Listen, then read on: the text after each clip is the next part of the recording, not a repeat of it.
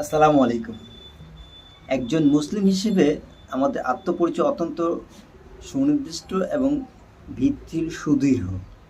এই পরিচয় কেবল একটি নাম নয়, বরং এটি আমাদের বিশ্বাস, জীবনযাপন ও আকাঙ্ক্ষার এক সামগ্রিক চিত্র।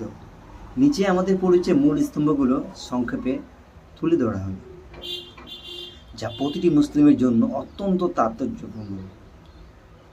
সৃষ্টিকর্তা মহান আল্লাহ তাআলা।